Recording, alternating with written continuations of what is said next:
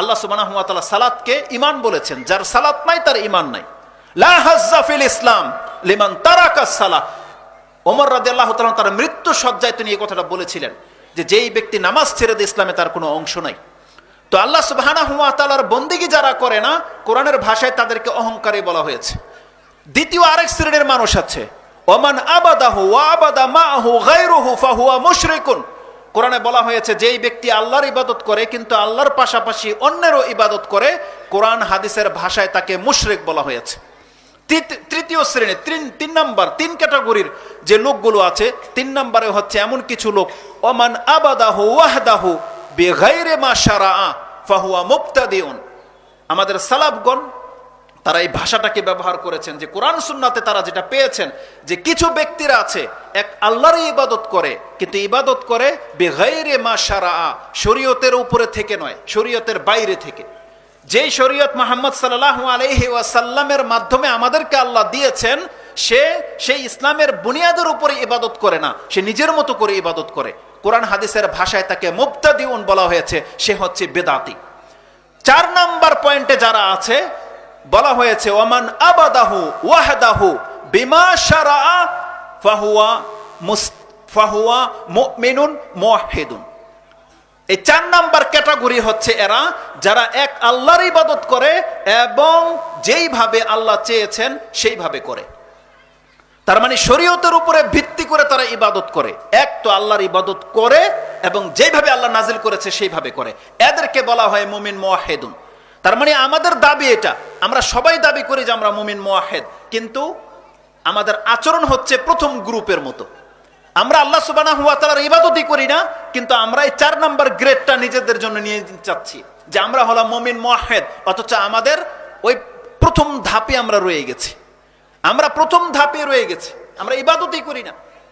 যারা আল্লাহ সুবহানাহু ওয়া তাআলাকে ডাকে না, কোনো কিছু হলে সে তার সঙ্গীদেরকে খুঁজে বিপদ আপদ থেকে কিভাবে উদ্ধার হবে, সে কোনো তাদবির খুঁজে, কিন্তু আল্লাহকে ডাকে না প্রতিনিয়ত। যে ব্যক্তি আল্লাহর বন্দেগী করে না, আল্লাহ সুবহানাহু ওয়া তাআলা কি বলেছেন, যারা ইবাদত করে না তারা যে অহংকারী। একটা আয়াত আপনি এটা নিয়ে যেতে পারেন, সূরা 40 নম্বর সূরা গাফির, তাতে আল্লাহ সুবহানাহু ওয়া তাআলা 60 নম্বর আয়াতে বলেছেন ওয়াকালা রাব্বুকুম উদউনি আস্তাজিব লাকুম। তোমাদের রব তোমাদেরকে আহ্বান করে ডেকে বলতেছেন ওয়াকালা রাব্বুকুম উদউনি আস্তাজিব লাকুম, তোমরা আমাকে ডাকো আমি তোমাদের ডাকে সাড়া দেব। আল্লাহ সুবহানাহু ওয়া তাআলা তারপরে বলতেছেন ইন্নাল্লাযীনা ইস্তাকবিরুনা আন ইবাদাতি সায়াদখুলুনা জাহান্নামা দাখিরিন। আল্লাহ বলছেন নিশ্চয়ই যেই ব্যক্তি আমার ইবাদত করা থেকে অহংকার প্রদর্শন করবে আমি খুব শীঘ্রই ওকে নিন্দনীয় অবস্থায় জাহান্নামে ফেলে দেব। আল্লাহ সুবহানাহু ওয়া তাআলা 40 নম্বর সূরা 60 নম্বর আয়াতে এটা বলেছেন। অথচ আমাদের মধ্যে সেই গুণ রয়ে গেছে, আমরা আল্লাহ সুবহানাহু ওয়া তাআলার ইবাদত করি না, অথচ আমরা নিজেদেরকে বলতেছি আমরা তাওহীদবাদী। আপনি বলতে পারবেন আপনার দাড়ি নাই, আপনার প্যান্ট টাকনার উপরে ওঠে না, আপনার ঘরের মহিলারা পর্দা করে না, আপনার জবান হারাম থেকে মুক্ত নয়, তার মানে আপনি ইবাদত থেকে গাফেল। তাহলে আপনি বলেন তো দেখি, আপনি যদি মুওয়াহহিদ ব্যক্তি হয়ে থাকেন তাহলে আপনি আল্লাহর একত্বকে কিভাবে প্রতিষ্ঠিত করতেছেন একটা প্রুফ দেন। আল্লাহ সুবহানাহু ওয়া তাআলার বন্দেগী না করে আল্লাহর একত্ব কিভাবে প্রতিষ্ঠিত হয়ে যায়, এই মেসেজ কে দিল আপনাকে? কোথায় আছে এটা? আপনি শুধু সাপোর্ট করলে আপনি তাওহীদবাদী হয়ে যাবেন? বেনামাজি কোনোদিন তাওহীদবাদী হতে পারে? ধর্মের উপরে থাকে না সেই কোনোদিন তাওহীদবাদী হতে পারে? আপনি বলতেছেন আমি তো শিরিক করি না। হ্যাঁ, আপনি শিরিক তো করেন না, আপনি তো আল্লাহর ইবাদতও করেন না।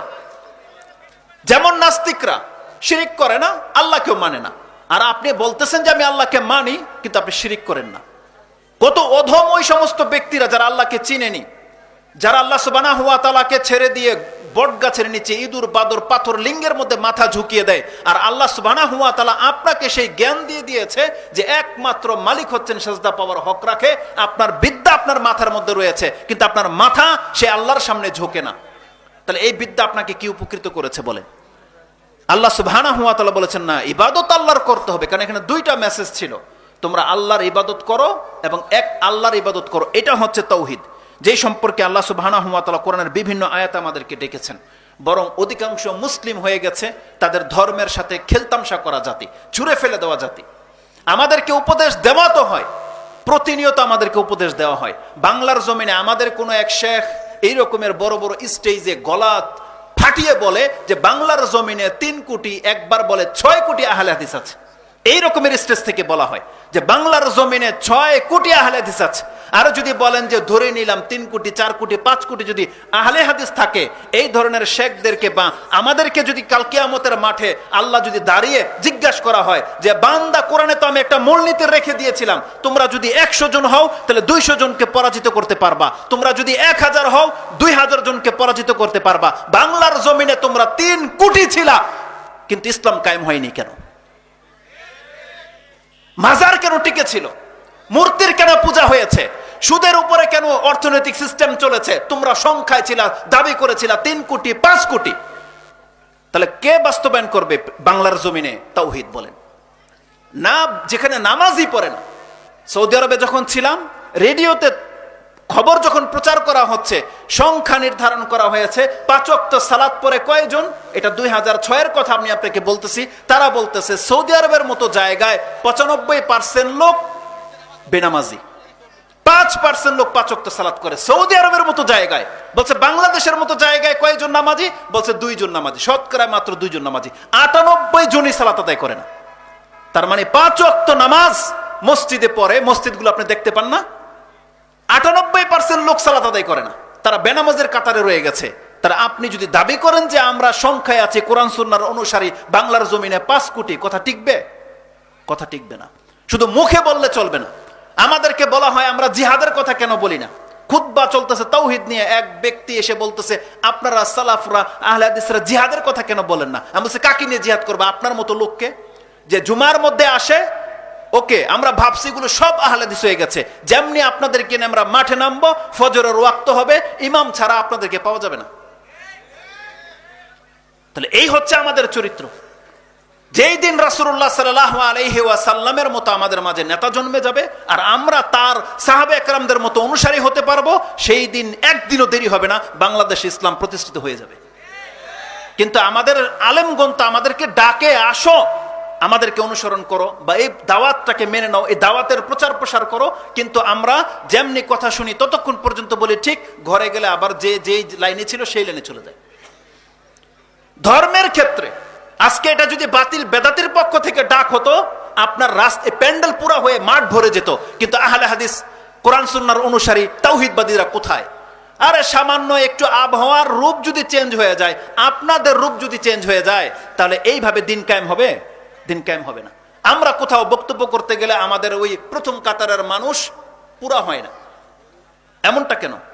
তার মানে কোরআন সুন্নাহর কথা মানুষ শুনতে চায় না, মানুষ ওই গালগপ্প এখনো কিচ্ছা কাহিনীকে পছন্দ করে। আপনারা হয়তো সেগুলো পছন্দ করেন না, আপনারাও চান যে কোরআন হাদিস দিয়ে আপনাদেরকে বক্তব্য দেওয়া হোক, কিন্তু মানেন না কেন? মানার মতো লোক কোথায়? মাত্র 2-1 জন যুবক হয়তো এটাকে শক্ত করে আঁকড়ে ধরে, কিন্তু অধিকাংশরা আবার বাইম মাসের মতো স্লিপ করে। এমনটা কেন?